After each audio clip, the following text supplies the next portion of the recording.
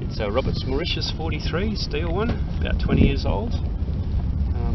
The guy spent 15 years making it, some guy in Queensland. We've had it 5 years. We thought, oh, you know, we'll buy it and go cruising immediately, but then, you know, the family arrived and slowed things down a bit. But we're getting pretty close now. I'll be able to die happy if I get to some freaky bloody island somewhere where the natives come paddling out in the dugout canoes and all that. You know, that's sort of my life goal or something. I don't know what else I'll do, but I'm going to do that. The plan is to go to the Louisiade, which is just to the east of Papua New Guinea. I read about that place, oh God, it was like 30 years ago. You know, just go and we'll try and help the people too. You know, take some stuff over to help them out. Yeah, I mean, we're going to work our way up to that sort of stuff, and maybe we'll even sail around the world or something. I don't really know. We just take it how it comes. See how far we get.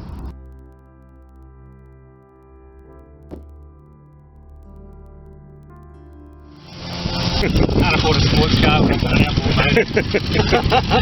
Can't get it up on the plane.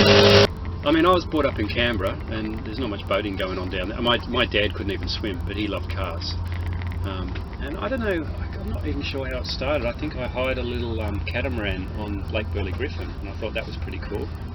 And then I bought a little tiny sailboat on a trailer, which I had, you know, back in the day when I was young, and I used to take my friends out and terrify them, and nearly killed a couple of, I think, various boating incidents. About 10 years ago we chartered a boat up at the Whitsundays. I mean, it was pretty pricey, but we got all our relatives to come with us and we all paid a little bit each, and just me and my wife were just absolutely blown away by the whole experience. It was just absolute heaven on earth. You know, you just anchor and you just dive off the front of the boat straight into, you know, you're surrounded by turtles and amazing fish.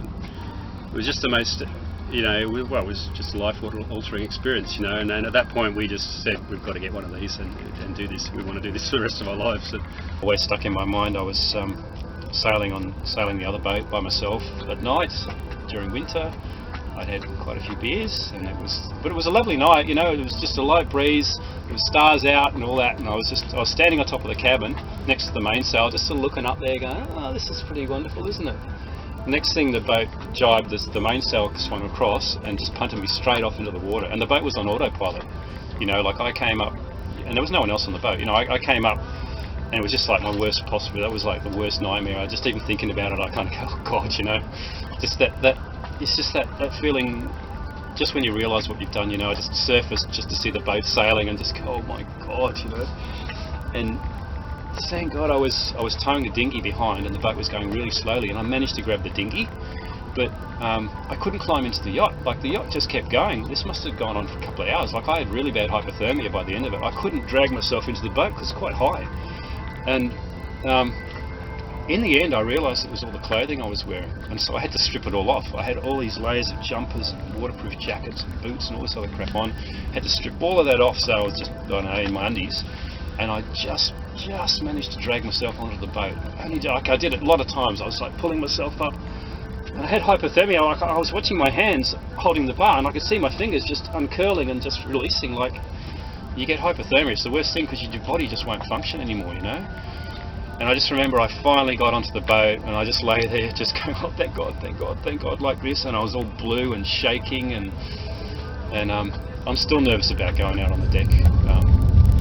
So, to be honest, I always clip on. I have the harness and the tether, and this boat's got big, high, solid railings all around the side of it, which is reassuring. But I'm still a bit fearful about going out on the deck, to be honest, because I never want to repeat that experience again. Just the coming up and just seeing the boat sailing away and going, oh my God, what have I done? You know. No, I haven't lived in the house for about 7 years. We were over in London working and trying to save up to buy a boat, and then we came back to Sydney. And we thought we were about to get a flat, and we looked at all the money it was going to cost renting, and we just said, stuff it. So we just moved in onto our, we had a little boat then, and we just moved onto that. So I couldn't afford a house and a boat, that's for sure.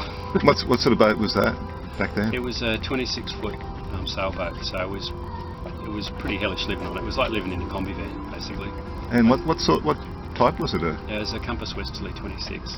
Nice. And, you know, I'd have to, typical scenario, I worked in an office, I had to wear a suit to work, so and there was no shower. I'd have to get up in the morning, freezing cold, wash my hair in the sink, in the kitchen sink, go and row to shore and then wade through all the mud and wash it all off at the tap with all the neighbours watching. And I kept all my clothes in the car. I'd be standing in the street, putting on my suit and show up to work, like an hour late every day, looking like absolute crap, I mean, you always have sails up when you're out in the ocean.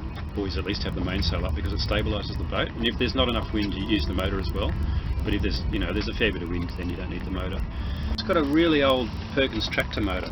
It was actually made in the 1950s, which, kind of freaked me out a little bit, but it's still working perfectly okay. It's, it's shiny and nice looking, works absolutely perfectly. So. It's an old diesel?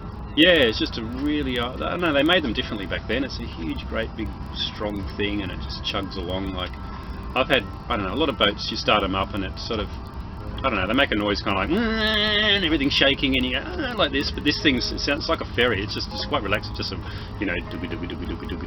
sort of thing. So I was drinking beer late one night, going through all these boat ads, and I just started sending off all these ridiculous emails, just offering extremely low prices for them all. And I offered 80 for this, down from 120, and she just sent one back saying, well, I'll sell it for 85. I couldn't believe it, At that point we had 50 grand in the bank, but we knew we could borrow a little bit. And I thought I got the bargain of the century, I was over the moon. I've since realised that it was probably worth about that if you're lucky, because there was a lot of problems I didn't know about. The boat prices are even lower now, to be honest. They seem to be constantly going down and down and down. But I'm not too worried whether it was 50 or 80 or 100, It's about doing it. Yeah, we've got the boat, we're happy with it, and we've nearly got it working properly, so we're quite happy. And how much have you spent on it, do you think, roughly? I know you probably don't want to think about it too much. No idea. I've got no idea. It's probably about the same again. It's probably another 80. I really don't know. They reckon that just maintenance on a boat is at least 10% a year. So you'd have to, by calculating that, you'd have to think maybe $8,000 or $10,000 is just the bare maintenance on a boat, and it's probably more than that. But this had a lot of fundamental problems. I've had to pull apart the engine a few times. I've had problems in the keel, had to pull the boat out of the water and get all the ballast out of the keel. Yeah, I don't know, it's been a lot, but we're getting towards the end of it now, I hope. Don't rush into it, whatever you do, because there's, I see it all the time. I see blokes, all excited, oh gee, that boat's a bargain. They work on it and work on it and work on it, spend all this money, and in the end it's just stuffed and eventually just gets smashed up and taken to the tip. Like, you've got to be so careful that it's not that it's in reasonable condition when you buy it, because they're big and complicated. I mean, this is basically, you could think of it, it's like a house, it's like a car, and it's like a whole town. I mean, we've got a sewerage system, water system, electrical system. We have to make our own electricity, gas. Like there's miles of wiring and plumbing, and there's just so many things to go wrong. You've really got to. I mean, my advice would be to buy a small one in good condition, not a big one in poor condition. Just keep saving as long as you can, try and get as much money as possible, try to get one in the best condition you can, and if that means getting a smaller one, then that's probably the best option. Alan's been on that for 10 years. Well, I guess so, yeah. I don't know, the owner's probably some old bloke lying in a retirement home somewhere. That's the sort of stuff that happens. Wow. They buy them with all these dreams and their health fails, That's the standard scenario. Yeah, gee, that boat's, of course, is failing as well pretty rapidly. That's pretty sad, isn't that one? It is. First thing people ever ask is like, oh, how can you have kids on there?